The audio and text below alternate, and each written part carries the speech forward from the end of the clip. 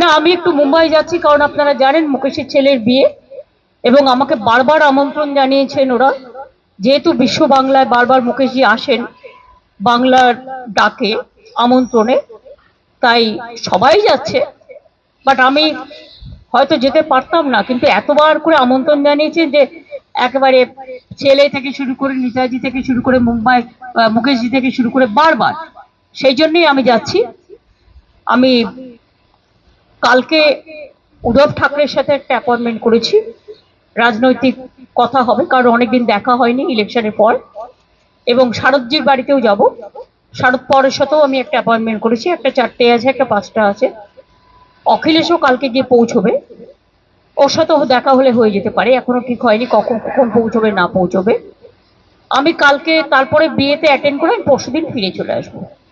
এই পর্যন্ত। আমি আপনাদের একটা কথা বলি, কয়েকটা টিভি চ্যানেল খুব ভুলভাল উল্টোপাল্টা বিজেপির কথায় এম স্কোয়ার, অর্থাৎ ওদের একজন মালভিয়া আছে। এম স্কোয়ার বলতে আমি কি বোঝাচ্ছি আপনারা বুঝে নিতে পারছেন না। যা কীর্তি করেছে, কীর্তি ও কেলেঙ্কারি, যা বাংলা সংস্কৃতিতে খাপ খায় না, বাংলা কেন দেশেরও নয়। 2021 সালের একটা ঘটনা নিয়ে কোন একটা টিভি চ্যানেল, যদিও এটা মুকেশজির TV channel, I am sorry to say, এখানে আমি কোনো কম্প্রোমাইজ করি না। 21 সালের ঘটনা নিয়ে আমার ইলেকশন ড্যামেজ করবার জন্য গত 72 ঘন্টা ধরে একতরফা ভাবে একই নিউজ দেখিয়ে গেছেন, অথচ সেই সময়টা অর্জুন সিং ওখানকার এমপি ছিলেন, এবং যারা করেছিল তারা কিন্তু অ্যারেস্ট হয়ে এখনো জেলে আছে। যেমন আমি আজকে একটা ঘটনা দেখলাম ভাইরাল করছে, রানীবাদে একজন মারা গেছে, সব মৃত্যুই দুর্ভাগ্যজনক। আমি খোঁজ নিয়েছি, নিয়ে জানতে পারলাম ওটা একটা ফ্যামিলি ম্যাটার, পার্সোনাল এনিমিটি,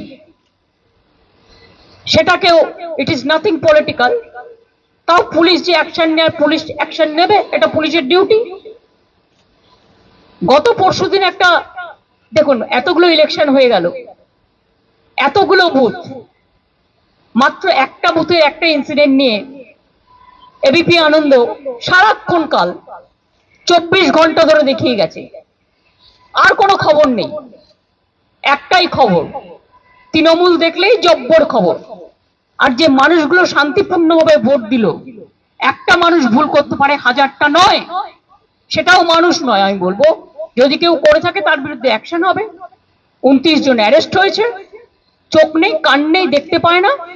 কয়েকটা টিভি চ্যানেল বাড়াবাড়ি করে উত্তেজনা চড়াচ্ছে, প্ররোচনামূলক বিবৃতির মাধ্যমে লোককে মিসলিড করছে, ভুল বোঝাচ্ছে, আর অপসংস্কৃতির কাণ্ডারি হয়ে এরা মোদি মিডিয়া হয়ে গেছে। আমি আপনাদের বলবো, আপনাদের কিছু ক্রস চেক করার থাকলে, নবান্নতা আমাদের সবাই থাকে, আমরাও থাকি, আপনারা ক্রস চেক করে নিন, পুলিশের কাছে ক্রস চেক করে নিন যে অ্যাকচুয়াল কি ঘটনা ঘটেছে। এমনকি পুলিশ যখন বলছে, ইনফরমেশন দিচ্ছে, তখনও সেটাকে আপনারা ক্যারি করছেন না, just one sided news carry হচ্ছে। কারণ তা নাহলে বিজেপি আপনাদের ইনকাম ট্যাক্স রেড করবে, সিবিআই রেড করবে, ইডি রেড করবে, এটা দীর্ঘদিন চলতে পারে না। এটা আমি আপনাদের কাছে আবেদন জানাচ্ছি এখন। এরপর যদি আবেদনের কান না হয়, তখন আমি আইনের পথ দেখব।